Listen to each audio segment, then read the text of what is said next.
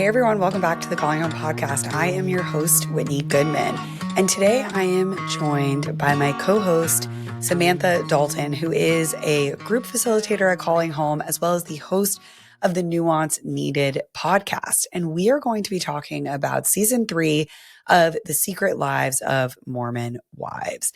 Before we begin, I want to give you a heads up that we will be discussing childhood sexual abuse, sexual assault, and emotional abuse, and some complicated relationship dynamics. So please skip this episode if those are not things that you'd like to hear about right now, and take care of yourself while you listen. I want to be very clear about the lens that we're using on this episode. We're not diagnosing anyone on the show, and we're definitely not their therapists. We're not here to label, judge, or shame these women. What we do want to talk about is the dynamics that we see on screen, because I think they highlight a lot of patterns that many of you are dealing with in your own relationships and in your families. These stories are going to allow us to explore themes like power, emotional abuse, trauma responses, family loyalty, religion, and healing. And we will keep the focus on behavior and relational patterns, not on personal character, judgment, or diagnoses. There is so much to explore here. And so my hope is that you listen and notice where these dynamics are showing up in your own life and where you might need more support, boundaries, or healing. So without further ado, let's get into it and talk about season 3 of The Secret Lives of Mormon Wives on Hulu. Correct me if I'm wrong, but you are an ex-Mormon. Is that what you call yourself? Correct. Yes. Okay. I am in the process of deconstructing from the religion. So that would be like the more clinical term. Sure. I guess you could okay. say. When did that process start for you? Oh, Lord. Birth. I would say seriously, probably about 2018. Okay.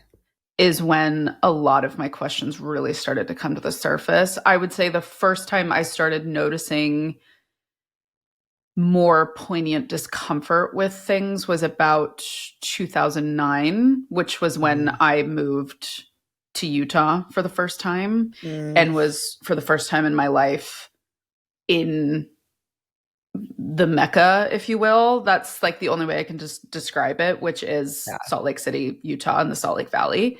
I was born into the church. I was raised in it. My parents are both still active members.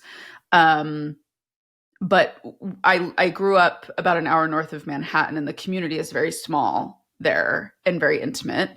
And so growing up, I was very lucky in that I had a lot of exposure to lots of different cultures and religions and people. And I had friends who were Catholic and Jewish and Muslim and evangelical. And so I grew up in a very different environment than most people do who are raised in the church in Utah. And there is a very specific culture in Utah, which I'm sure you can see in the show. So it's an ever evolving process. And I think to just kind of dive right in, I think the interesting thing that I tell people about the Mormon religion, or what people in the religion now call the Church of Jesus Christ of Latter-day Saints, is it is woven into every inch of fabric in your life. Mm-hmm. And I think that is a rare element compared to other religions. And I think even from other Christian, more fundamentalist religions, it dictates everything you do in your family. It dictates the decisions you make. It dictates your community, the people you spend time with, the things that you do or don't do.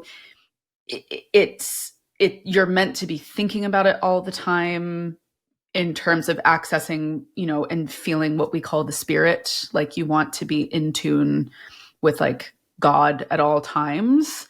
And so this pressure of like, everything that I do has to be like symbolic of this church, and I represent the church. And would I feel that I'm properly representing Christ in this moment? If I were to see God right now, would I feel okay with what I'm doing or not doing? Yeah. Am I dressed okay? Am I speaking okay? Am I behaving okay? Have I done something that would disappoint God? Like, it's this ever present, constant discussion that you're having every day of the week. You have on Sundays. Monday nights are designated as family home evening, which are meant to be like specific family nights where you do something like spiritually as a family. You are meant to be reading scriptures every day as a family, praying constantly, whether that's like audibly or you're just like silently praying to yourself. So it is everything in your life. Yeah. And culturally. And so I just wanted to add in that caveat for people who have either watched the show or haven't watched the show and have maybe seen like some really odd or interesting behaviors that they haven't understood. So yeah. Totally. It's, I appreciate you saying that because I feel like this is one of those situations where the religion is also the culture and like creates the cultural norms, right? Where when I was growing up, I went to religious school for a lot of my life, like up until high school, but I never really thought of it as being my culture. Like it was just kind of like this thing that was in my life, but it didn't dictate everything. And it certainly wasn't the biggest piece of my identity.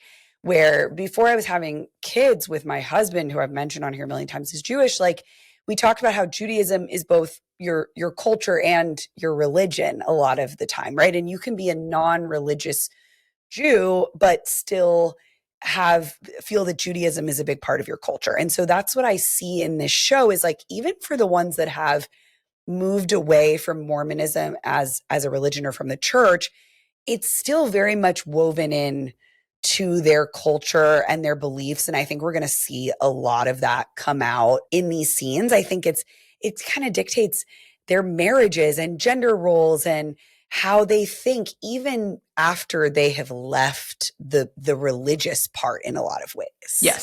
Yes. And I'll point that out in the clips that we analyze because I think it's really hard to conceptualize just talking about it. Like you need to see it. And I think the other thing that I find really interesting that every single time this season drops or every time something comes out where someone who either maybe identifies themselves as more of a progressive Mormon or someone who has left the church and is talking about it, being more reflective, current members will always come on their social media feeds and say, you're going to see some of this stuff. And I just want to remind you that this is not a representation of the church. And this isn't a representation of who we are. And it's like, but it is. Yeah. It is. And I know, like, I'm holding your hands while I tell you that, but it is. And yes, something like Secret Lives of Mormon Wives is obviously on the extreme end of that bell curve. Absolutely.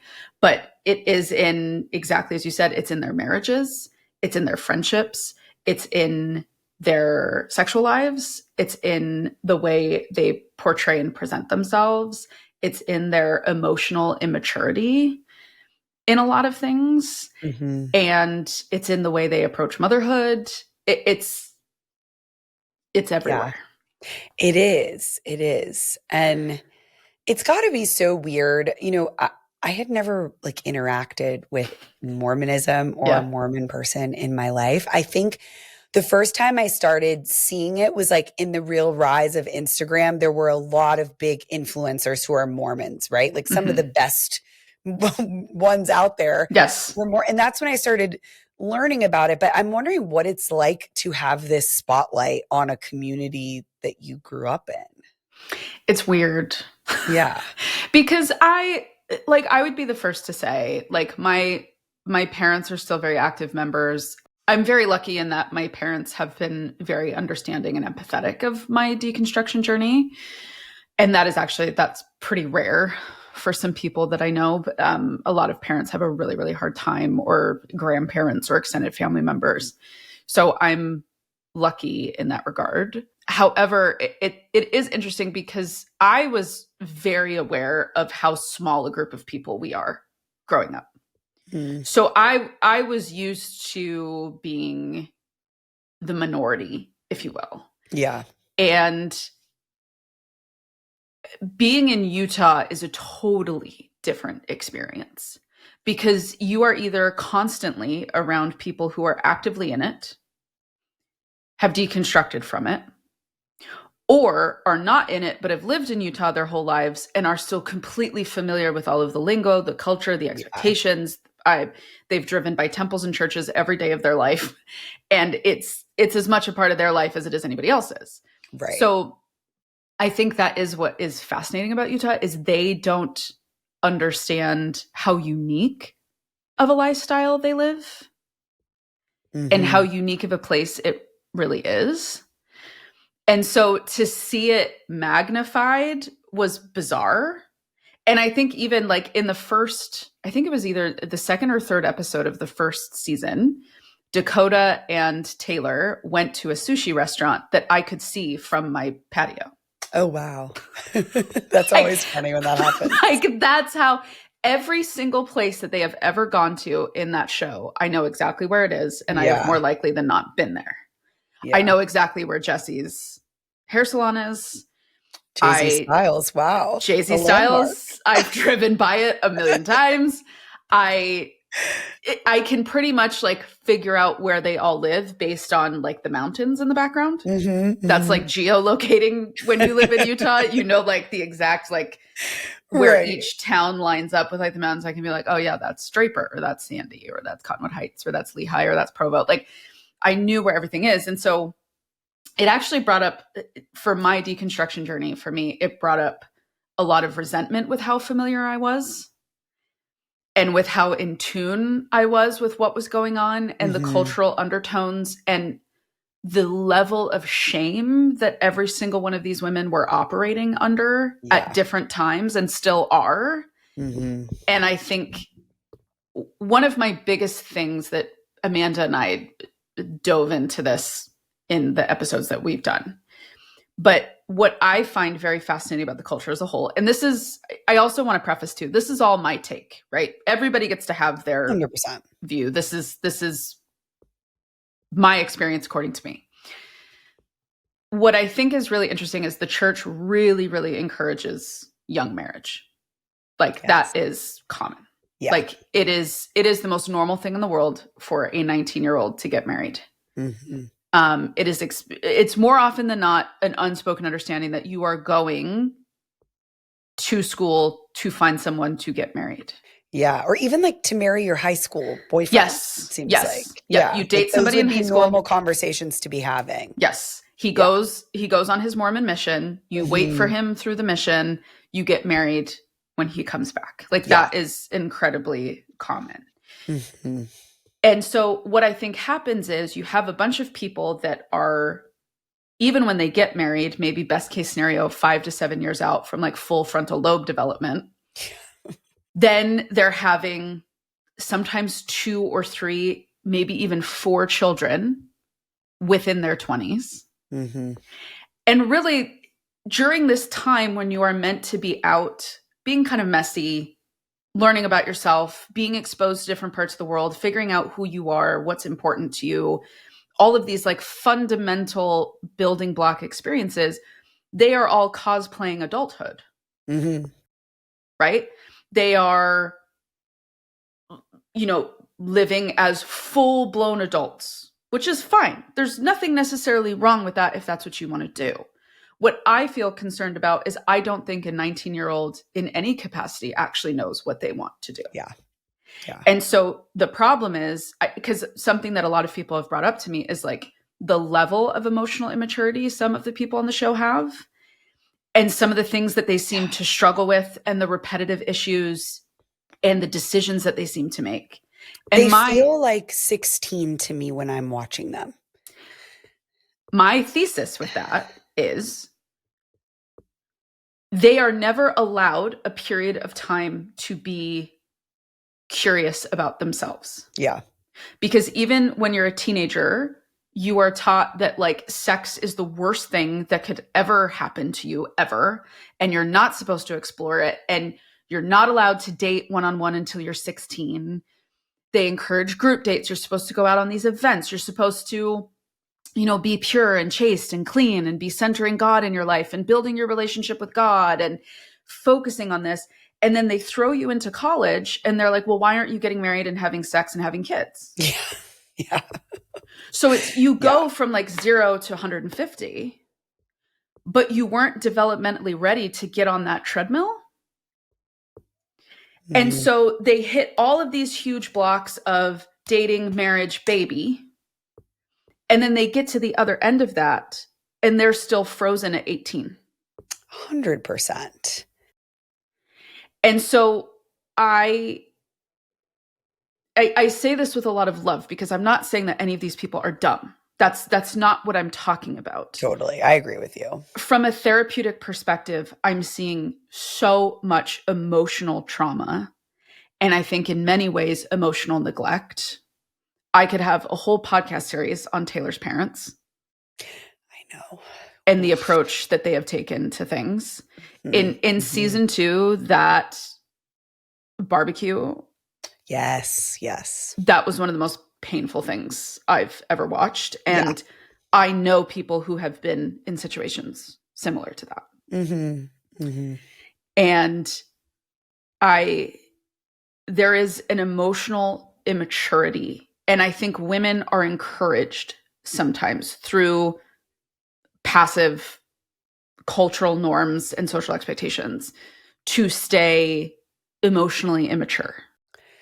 Well, yeah. And the men seem even more stunted than the women, which I think what you're saying right now is a perfect segue into like the first dynamic that I want to talk about this season, which is between Jessie and her husband, Jordan, right? Who are, I think Jessie is 31. She's maybe one of the older ones. 32.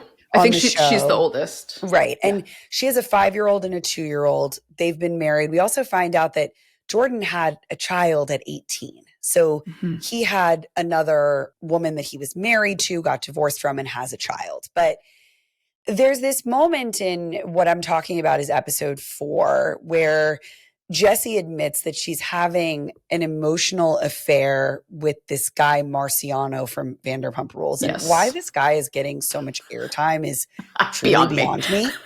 Like, I hope we don't see him again. But, no. It felt to me like emotional affair was a little bit strong of a word. Like, I think they kissed twice or something while Jessie and Jordan were separated. And we see this conversation happening between the two of them, right? And I think at this point, Jessie has mentioned like that Jordan has been emotionally abusive throughout their marriage. And he's basically telling her in kind of different words, like, your son is going to watch this show and see that you were a whore, and he keeps bringing up his own masculinity. That's like all he's talking about is how embarrassed he's going to be that his wife stepped out. And he says, this is exactly why I've treated you the way I've treated you, which is like abuse 101, right? Of like, you did this, so I had to do that to you. But what's so fascinating in this moment is we learn Jessie is the breadwinner. She's also the one that seems like she's doing the majority, which I want to talk about that more later because I think all of these women are like the main breadwinners in their family. Yep. And so we know that Jordan is not helping a lot with the kids. He's not helping financially. He's also talking down to her. And the only moment I think where he feels like his masculinity is really threatened is when he finds out that she was physical with another man. And I just found this to be such an interesting scene about their marriage dynamics and like the role of masculinity in these marriages. Men get to avoid accountability like the plague. And I think this isn't even just Mormon culture. This is religious patriarchy writ large. Yeah. However, I think what makes the Mormon culture very unique, Mormon religion even, is the concept of the priesthood, which I don't know how familiar you are with. Men are the only ones that can like achieve the priesthood, right? Yes. Yeah. Yes. So it is this belief that you have, if you are a worthy male, meaning you're behaving in a way that would please God, you are given this gift to receive like direct inspiration from God, from source, from the universe, whatever terminology you're familiar with. And they are meant to use that to lead their home. So on the surface, a lot of people would say, oh, so like you're supposed to be the one doing everything. And it's like, well, no, because then actually the woman's domain is the home. Right? So like, okay, the man can go out and work, but then the woman's job is to be raising the children, caring for the home, making sure things run smooth, making sure he's taken care of while has his responsibilities, because he might have a calling in the church that forces him to put his time elsewhere in helping either their ward community or larger communities, which are like groups of wards, are called stakes. Okay. So a ward is like a local congregation. And then within a stake, there's usually like anywhere from 8 to 9 wards. The church is extremely well organized. Like I don't think people grasp like how well run it is as an organization. And it's all run on volunteer labor. We are all together building Zion.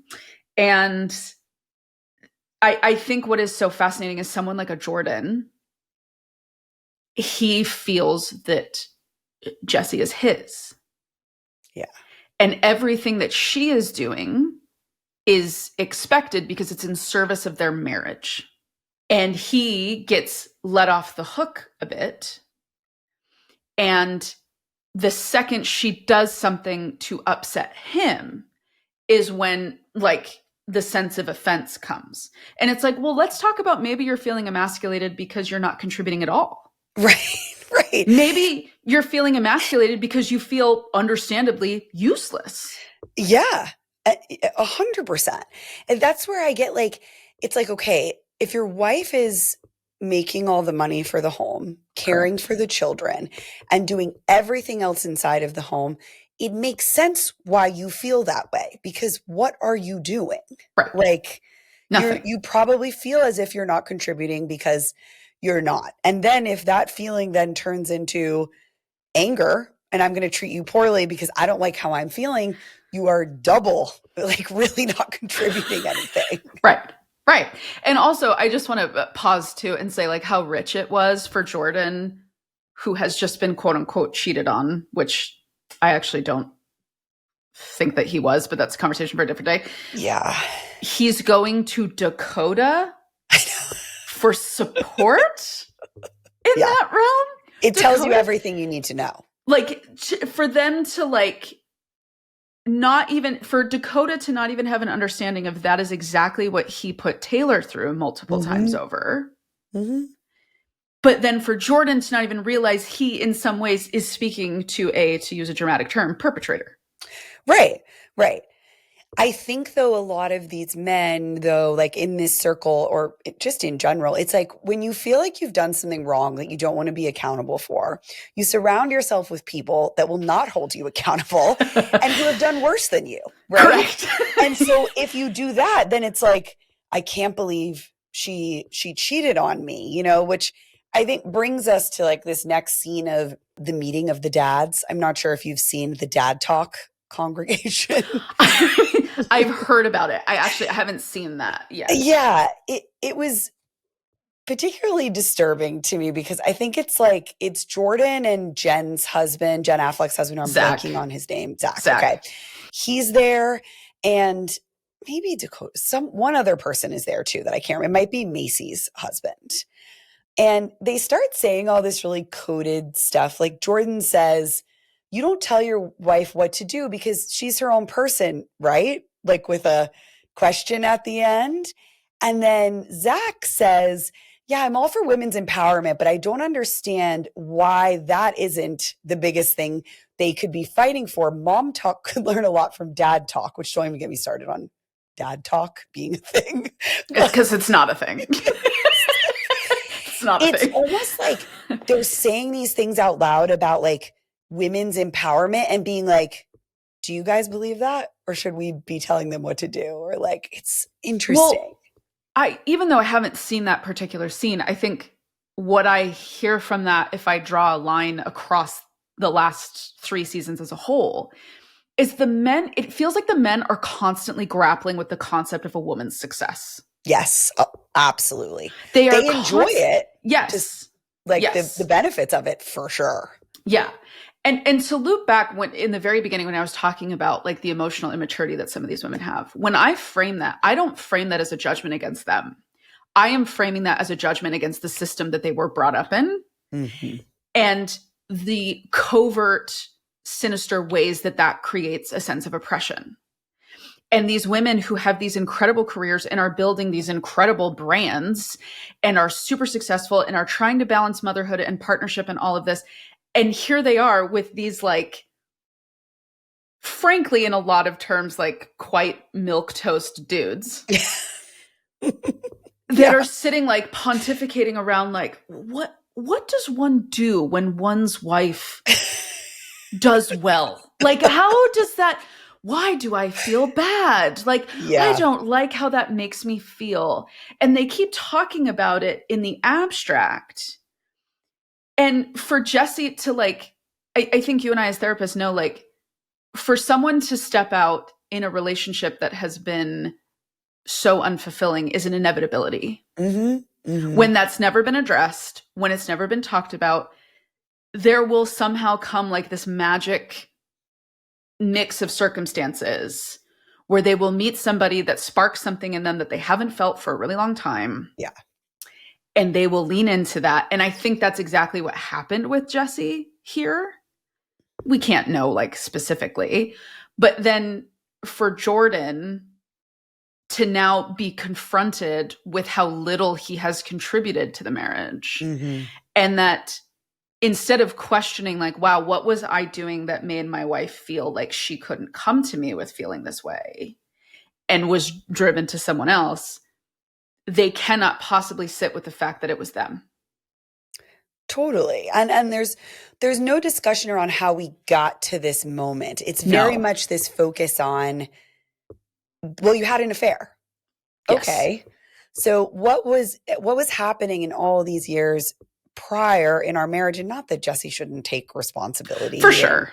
Yeah. You know, what she did was not within the confines of the agreement in their marriage, 100%. It's more just like, if we're actually going to fix this, then we have to look at the circumstances that led us here and maybe all take some accountability. Right.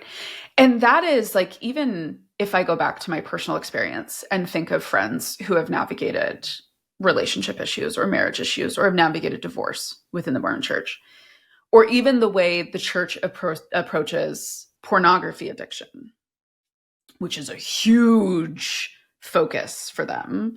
They literally have support groups within wards for people to meet and like talk about how they use porn. I could go off for hours of how problematic I find that, but it is like, you're exactly right that there's no discussion, there's no reflection. There's just this hyper fixation on the immediate moment and the immediate problem, and how do we fix the immediate problem? And fixing the immediate problem always depends on somebody else swallowing their discomfort, right? Yeah. It will always inevitably end with someone who has to figure out how to be okay with the other person doing what they did. Yeah. And then it's couched in forgiveness, and it's wrapped in like taking the higher road. And like, if I expect God to forgive me for everything that I do, why am I not expected to forgive someone else? And so this very fascinating external pressure that is put on us. But then you're exactly right. There's never a reflection of like, well, what, like, why, to use the porn example, like, why are you driven to use porn? Is it because you weren't taught about sex and sexual intimacy? Is it that you weren't taught how to express your sexual needs? It's that you weren't taught how to either feel safe in that intimacy or, communicate what it is that you're wanting with a partner. It's all like wrapped in shame. But if you start to pick at that scab, you start to like pull it all apart, and it comes up with all of these questions that nobody wants to sit with an answer. Yeah. Yeah. It strikes me as like, and I know that this is reality TV, and so they pick people with these types of histories and stuff, but the sheer amount of childhood sexual abuse, divorce, infidelity, and like pornography addiction, other types of that have existed just in this friend group alone feels statistically like just crazy to me that you would have all of that in one group. Like, there, for a culture and a community that is so against divorce, a lot of these people have been divorced and Yes. they've been unfaithful and they've had children outside of marriage, and they've had and it's like, I couldn't find any reliable data on this, but it does seem wild that in a community where there's so much messaging against that, how much we see of it on this show. Well, because absolutely. And I think, again, from like my experience and my understanding of the work I've done in my deconstruction, I think along that line, what happens is there's a lot of people who go through things like this in their 20s. There's a lot of people that have the chance to be really messy in their teens and their 20s, but it's not couched in the shame. Yeah. And they haven't taken on all of this responsibility of long-term committed relationship and marriage, parenthood, Kids. Like, they're all going through this with kids. With kids. And so we hear people going through this in the outside world of 24, 25, exploring an open relationship, stepping out on a partner when maybe that isn't something aligned with their values, but it ends up happening anyway, right? Like, people get to explore this when they don't have the responsibility tying them down, adding on the complexity of the accountability. Yeah. Yeah. And the amount of damage that it can cause. Yes. Like, yes. I just think about things I did at that age. Oh, God. Prior to having children and all of that, and how much damage that could have done if I was doing that now. Like, all this collateral damage that I don't think these people want to cause. They're all very loving parents. Yes. I will say that. And you can tell that their families mean a lot to them. And I think that's actually something that I really love about Mormon culture, is that a lot of them do seem very loving and dedicated, and like their families are at the center of what they're doing. And I think that's a wonderful value. Yeah. But even without trying, there's a lot being done here. Yes. There's a lot. And I think this is what's hard when little kids are being exposed to things and going through things, right? Is because you and I, our clinical spidey senses can go off and be like, we can kind of visualize what that trajectory is going to lead to. Yeah. Yeah. I can see what's going on in the home. Yes. Like, with some degree of certainty. Yeah. Yes. And how those kids will respond to that, and how they can behave as they get older, and world beliefs that they will have. And so the reason I brought up that of like, for everybody else, this is just like normal, messy behavior. But when you haven't ever been allowed to behave this way, when you've never been allowed to explore these parts of yourself, when you've never been allowed to exert this type of freedom and autonomy, it ends up coming out eventually. Yes. But then you have all of these ramifications now, because you're doing it in situations where if you had been able to get that out early when it was for an adult developmentally appropriate, you would be able to have the partner and the babies in a much more stable headspace, because you sorted through that. And also, like, let's be honest, last season when they finally explained what the open marriages were, I'm like, that wasn't an open marriage. You guys were just having sex in the same room. I know. And there's even there's a misunderstanding. They keep putting these huge terms on behavior that's like, yeah, okay, that's kind of like risque and kinky and like, maybe a little bit BDSM vibes, but that's not that. Totally. Let's talk about that though, because this show is like steeped in therapy culture and dialogue. I mean, I've never seen a group of people like publicly doing so much therapy. I mean, we see them doing EMDR, ketamine, sex therapy. They're using all these words that it's like they downloaded, the list of therapy terms, and they weave them into conversation so skillfully, like it's another dialect for them. And I'm wondering, like, do you view that as a net positive or negative? Like, what are they doing with that? I think what I see with that, because I 1,000% agree. I think what I've seen in watching the show is they are still trying to reconcile the religion within all of it.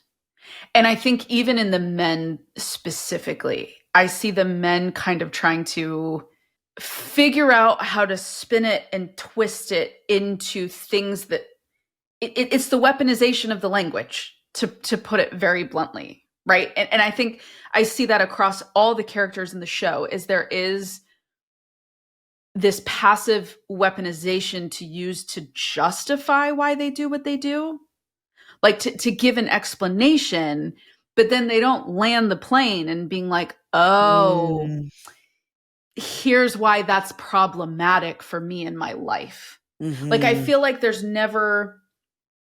really good. Like, even the women are really, really good at talking about why things are very problematic for the people around them. Yeah. But I find they have a hard time figuring out how the problematic behavior of others actually impacts them. When they have to sit with that, that's when we see like the super reactive responses to things. And even I want to bring something up from last season, which is, well, I saw it in the first episode when Jen talks about her prenatal anxiety. Yes. Yes, that's true. You and I both know as therapists, that's absolutely possible. And I want to add in another element of course you were anxious when you were planning on getting divorced from someone. You ended up having a one-night stand, getting pregnant with a baby you didn't want with this man, and you now have to figure out what to do. And you're like 26 and with you're 3 26 kids under 3. with 3 kids. You are very clearly, your husband dropped out of med school. Yes. So you're clearly the one driving the ship here, yes. financially and everything. Yes. I mean, the amount of pressure that girl must have felt. That, like, it would be weird if she wasn't reacting negatively in that moment. And I think it's crazy. That's what I felt really frustrated when she said that, because I'm like, can we not deflect from the reality of what your life is? Yeah. Can we not tie it to hormones and recognize that actually is an inherently stressful situation? And it actually, I would probably bet, had nothing to do with the physical reality of your pregnancy and everything to do with what that pregnancy represented for you, and feeling trapped and feeling stuck and not even knowing if you love this man. Like, of course, there is going to be stress and tension and overwhelm in that situation. But then when you couch it in, I had prenatal anxiety, that gets to be dismissive of everybody's role, because then it throws it out to this passive external force that was like, I had no control over that. I had a chemical imbalance in my brain type of rhetoric. Yeah. Yeah. I don't know if you remember the clip where, like, she's looking at the pregnancy test. I think they probably had her do this again for the cameras, and she's crying and she's like, I know I should be happy about this baby because I'm sure it's, every baby is a blessing and a gift, but I feel so overwhelmed. And like, I felt that way. I did. Yeah. Like, when I've taken a pregnancy, I mean, like, okay, yeah, this is great. But like right now I'm thinking about, especially as a woman, when you're like, I have to grow this baby and carry it and all these things, like, it's a lot. And to feel that pressure of like, I better figure out a way to perform that I am nothing but happy in this moment, or I'm going to be looked at as a monster. Yes. Is just that alone, leave out all her marital issues, everything else is debilitating, in my opinion. 1,000%. Yeah. And I got frustrated when hearing her say that, because I was like, that is so, it's almost like language that involves like self-abandonment. Interesting. Yeah. Like, to detach from your truth, and who knows what's going on like behind the scenes, right? Whether this was framed, whether she wanted it framed that way for the sake of the show, knowing that this lives forever and your children will be adults one day. Like I'm not sitting here judging whatever decision she made or whatever decision the producers made, right? But I think what I want to call attention to is like, I don't think that was tied to a hormonal imbalance. I think that was tied to, that is an inherently complicated, distressing life circumstance. Totally. I think it's smart that what you just said though about like that could have been her also protecting her kids. Yeah. Wanting them to feel like they were always wanted, and that, you know, I understand that. And also I think she's very protective of her husband. Ooh. After all that they have aired, you know, there's definitely, and I could talk about their marriage all day because, you know, she's this Hispanic girl whose mom cleans the hospital where his dad, I mean, the power dynamics at play are insane in that relationship are so layered that like everything she does, I think, is far more complicated than she even realizes. Well, and I think if we want to talk about one of these women eclipsing their husbands, I think she's even done that far beyond Jesse and Jordan. Totally. Just professionally alone, for him to go from like, I'm going to be a doctor to dropping out. Yeah. And the shame inherent with that. And knowing that she's still super successful and she ends up on Dancing with Stars and she does this and this. And, you know, like their marriage to me is so complex. Yeah. Have you watched Dancing with the Stars? No. Okay. So if you want to go back and like, if you watch her on that show, because I had postpartum depression and watching her made me so sad for her because I felt like, you know, she was on that show. God, I think she was 8 weeks postpartum when it started. Like she had like oh my God, a 2-month-old baby. It was crazy. And I can't imagine. I mean, I kind of feel this right now personally. Like I'm writing my next book while I'm pregnant. This was not planned. And there's sort of this weird feeling of like, I'm getting one of the biggest opportunities of my life while also doing this other thing. And you have all these complicated emotions that she just seemed so tired and overwhelmed to me, but wanted this to be amazing for her. And every time they asked her anything about her, what she was doing there, she only brought up her kids. She never brought up herself. It was just like, I'm doing it for my kids. I hope my kids watch this. And I just was like, God, it was really sad to watch. I think by the end, she like wanted to get voted off because it seemed exhausting to her. Yeah. Well, but that's like that's kind of another like unspoken social norm within the church that once you have kids, that is what it is about all the time, constantly. That has to be your focus. Like you come last. Like it would have been taboo for her to say anything else. Yeah. And I think whether or not that's, and I want to bring this too, right? Because I think we know when it comes to cultural stuff, so much of it is so unspoken that it's really easy for a lot of people to be like, no, that's not true. I wouldn't have thought about it. But it's in every single microaggression as you're witnessing how people speak about motherhood. Yeah. How people speak about their kids, the way they center their kids, the self-sacrifice Olympics, right? And I think for her to be constantly like, my kids are my focus, my kids are my focus, my kids are my focus, my kids are my focus. Like that kind of is the unwritten rule that even if you have all of this over here, right? You have all this going on for you over here. You have to remember that the greatest calling you could ever have is these kids. Yeah. And that's the thing that is the most important. And you need to remember that nothing else matters if the home is suffering. And so I think for her, it was her, like, whether or not she was even aware of this, right? But maybe trying to prove to herself of like, no, even though I maybe haven't seen my kids as much, I'm exhausted, I don't feel good, I can't engage with them the same. It's okay because this is for them. So Right. that's why it's okay that I'm doing this, because it's for them. So true.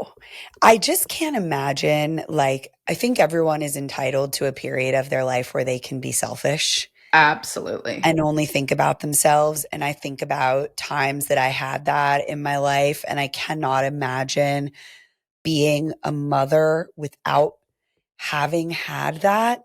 Yeah. Because I just look at this girl and I'm like, you're so young, 26 years old, 3 little kids, and not just like 3 tiny kids all in a row under your care. And you never got a chance to just be like, what do I want? Like, what would make Right. me feel good? Which I think that is exactly why I think we see some of these people behave the way they do. Yeah. They are reaching out for that ability to feel that kind of freedom to not care. Yeah. Because they do understandably care so much. Of course they love their kids. Of course they want to have successful relationships. But they completely missed out on that opportunity to, exactly as you said, be selfish. Mm-hmm. Mm-hmm. And so even if they are feeling resentment towards their spouse, or maybe if they are feeling resentment towards their kids or feel held back, it feels sinful to even communicate that. Yeah. It's complicated. It's so complicated, and it's like sad. It's sad to watch, you know. The last thing I want to talk about that I'm sure you've seen is like going around, even though you haven't seen the episode, is sort of the Demi situation that is playing out, you know, throughout this season. And for anyone listening, I want to sort of caveat this with, of course, you and I do not know what actually went down between those two people. And I don't want to make Correct. any statement about whether this was sexual assault or not, because Right. there's no way for me to know. Right. But what I have found really fascinating is the way that this group of women is discussing it, the angles that some of them have taken, particularly Miranda, who is kind of saying like, hey, you can't use your position as a woman to like defame this person if that's not actually what happened. And Demi also is pointing at Macy and Michaela and saying, you need to support me because of what happened to you. And I don't want to compare traumas, but we've had Michaela talking about this entire season, how she was sexually abused, I believe, by a family member since she was like 6. Yes. And so I had some trouble with that, like with that comparison being made. And I don't know, I'd love to hear your thoughts on like what you think is going on here among the group and how they're all perceiving this situation. Well, I think it again, oh man, this is so layered. And I'm with you. I never want it to sound like I am undercutting what someone says their experience was, 100%. or that I'm saying they're lying. Not at all. If someone tells me that, I believe you. Same. That's Yes. how I operate in my personal life. That's how I operate in my professional life. And I know you're the exact same. So I want to get that out of the way. I'm not talking at all about the allegations themselves. I think to look at something like this situation at the 30,000 foot view, I think one of the best metaphors I've heard around trauma is that there are paper cuts and there are amputations. Yeah. Both should be addressed. Both have routines, medical routines, if you will, of how to care for them and help them heal. And it would be irrefutable that people would say a paper cut is going to be less impactful than an amputation. Mm-hmm. Mm-hmm. And I say that with all the love and respect in the world for anybody who says they've gone through anything that has caused them to suffer or struggle or be harmed. And I think it is also okay for us to call attention to, one, nobody owes you anything just because they went through something. That is completely up to them and where they are in their healing journey and how comfortable they feel about taking on the role of an advocate and being more vocal about it. You cannot rush somebody to do that. We know that that is an integral part of the healing process, and feeling that it is completely your decision and your timetable of when you open up about those things and how you choose to use that experience to find purpose. Mm-hmm. Right? I think too, I think it is really alarming when someone uses someone else's trauma against them to be manipulative. Yeah. I have a lot of moral and value issues towards someone when I see them do something like that. And the third point I will make is I think when you are trapped in seeking revenge, you have some more work to do. And Yeah. I think sitting in the revenge headspace, and you and I both know this having worked with clients for years, is that's an important headspace to play in. It's fun to kind of explore and to allow your mind to kind of roam freely of what you wish could happen to Mm-hmm. someone who caused you harm. Mm-hmm. I think that's kind of a taboo topic, but it's a channel I've opened up for some of my clients to figure out how to actually process the anger that they have and the resentment to allow your brain to go there. And I get that. That's actually a place that's like pretty early on in the healing journey. And when I hear someone who is so hell-bent on something happening to someone else and trying to rally an army, that's where I start to get a little like, I would, if I was working with this person, I would ask for like a big time pause to ask like, why? What are we hoping to achieve with this? Now again, we understand this is reality TV. We understand that these are storylines. Producers are pushing things. Producers create environments where drama unfolds and toxicity thrives. Totally get that.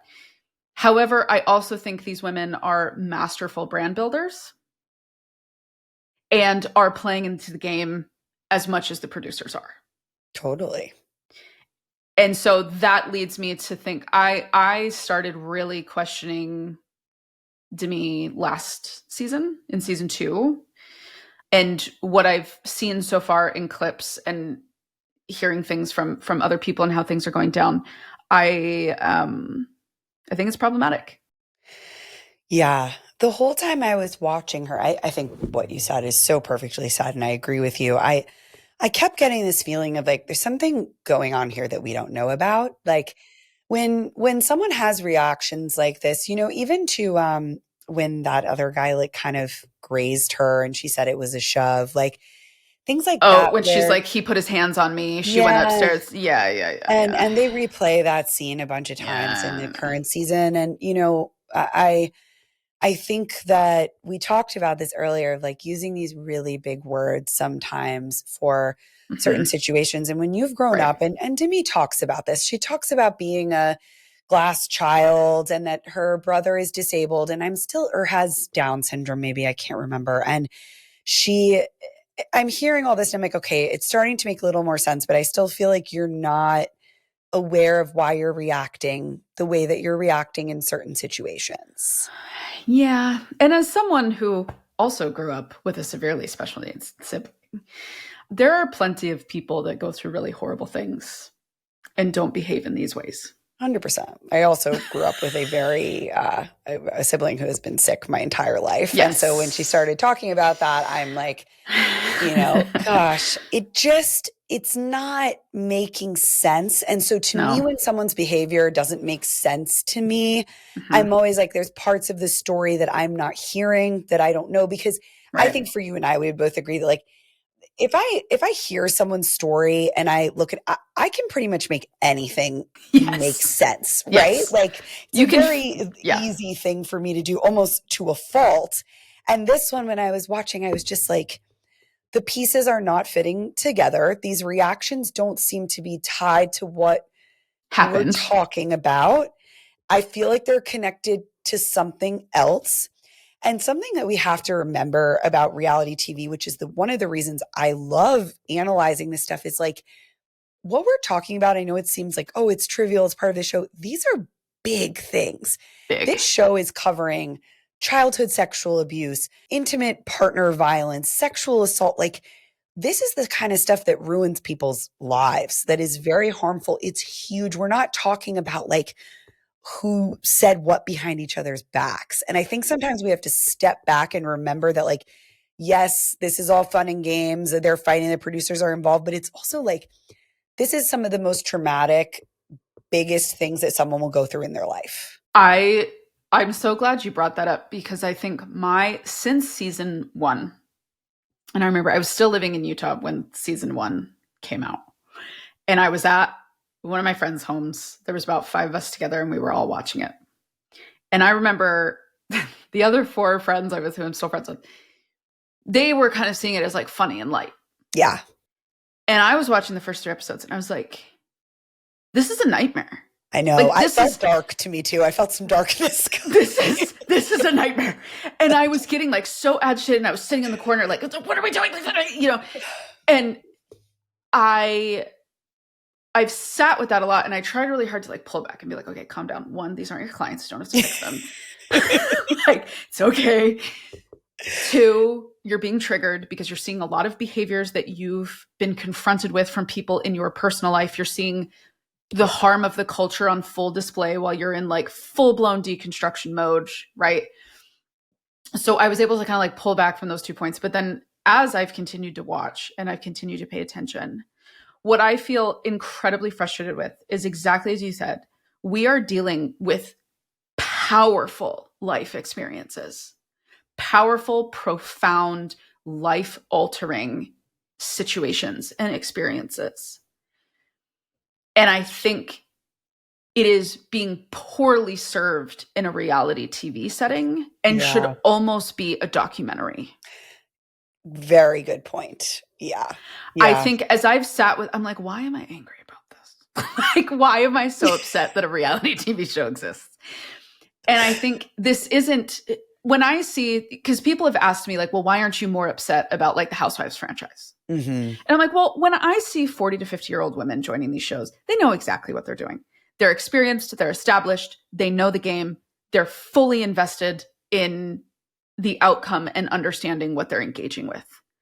When I see people that grew up in a fundamentalist oppressive religion join a show in their early 20s, hot off the heels of scandal, trauma, abuse, neglect, both in childhood and adulthood, that almost feels exploitative. Yeah, I agree with you. And I think that's sometimes where I wrestle with like, sometimes I'll find myself sitting there being like, is it okay for me to be watching this?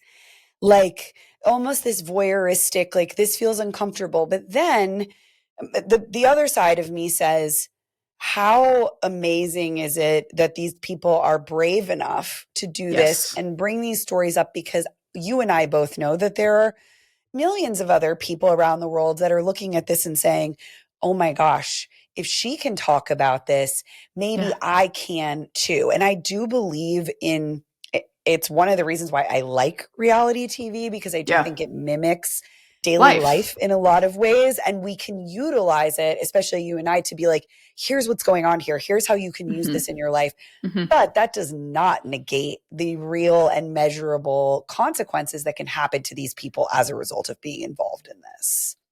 Absolutely. And I agree with you. I think I do respect these women, and I hope it hasn't ever come across as I'm being like judgmental or 100% saying any of this is their fault. Does. They are the result of their experiences, and they are the product of the way they were raised and the environments that they were raised in, and the support or lack of support that they received in really, really critical periods of their life. And this show is just so uniquely layered because of the religious component and the religious trauma that is interwoven through all of this. And I think what people on the surface see as like immature and silly is trauma. And these are women who have been traumatized, and they've never been given the skills to figure out how to process or manage that, or at least given consistent access to skills and support to figure that out. And we're seeing them figure it out in real time. And I'm with you. Like, even I'm 2 episodes into this season, and I know how it turns out and stuff, because that ex-Mormon community runs deep, and Yeah. we all talk about these things. But I got to the second episode and I was like, I'm just uncomfortable. Mm-hmm. And I think sometimes as a therapist, and I'm sure you feel the same way, there's some shows where sometimes you're like, I'm trying to work right now. I know. I find myself feeling like that all the time. My husband's like, stop. I'm like taking notes. I was on my phone. I was like, yeah. yeah. It's like, do you ever just like relax? I'm like, there's just a lot of good material here. Content is king. Like, I have to talk about this. Yeah. But it's also, I think you and I are so attuned to noticing these things and to be seeing it on such a public scale and understanding the possibility of the ramifications and the ripple effects of this. It's like, it's painful to watch. And the way like so many of these issues could be dealt with just like healthy communication and support. And I mean, that can be applied to any reality TV show ever, period. But yeah, I agree with you. It's been a hard watch for me. Yeah. I'm actually very impressed with the women on this show. I think it takes guts in that community. I think it's hard to expose your life on TV, but within that community, and to go on and talk about sexual abuse and things that happen to you. I mean, in the last reunion, Whitney's husband talking about what he had been through and how that impacted their marriage. And he's crying, you know, on national television. It's the #1 show on Hulu. Like, I am always going to be like in awe of people that can do that and that do that for others. Like, I think it's incredible. And so, say what you want about everything else, I think there are a lot of people that have been moved and impacted by the stories that have been shared here. And I feel like that doesn't get discussed enough. It's all just about like who's fighting with who and blah, blah, blah. But that's really what I think you and I hope people take away from this, is like how powerful it can be to hear stories like that be told out loud. Yeah. And to like, shame thrives in the dark. And shame thrives in secrecy. And I think so much of what these women are doing are destigmatizing things. I mean, even all the way back to the conversation Whitney had with her mom about the vibrator. Yeah. like that is bold and brave when you have grown up in such a stifling environment. Yeah. And one that tells you so many parts of you that are just inherent to the human experience are bad. And something that needs to be like smashed and forgotten about in order to be considered worthy. And yeah, I'm with you. I think underneath all this, there is so much to be impressed with. I think I just get sad to see how difficult it all is. Absolutely. Especially with your personal experience. I think that adds a whole new layer to it. And that's why I want to thank you so much for having this conversation with me. I feel like you and I could just sit and talk about this for like 20 hours. I know I could. But to give the listeners a break for their ears, I want to say thank you so much. You were the perfect person to talk about this with because of your personal and your professional experience. So thank you again. And I loved all of your insight into the show. Yeah. Thank you for having me on. It was great. Of course. Thank you. The Calling Home podcast is not engaged in providing therapy services, mental health advice, or other medical advice or services. It is not a substitute for advice from a qualified healthcare provider and does not create any therapist-patient or other treatment relationship between you and Calling Home or Whitney Goodman. For more information on this, please see Calling Home's terms of service linked in the show notes below.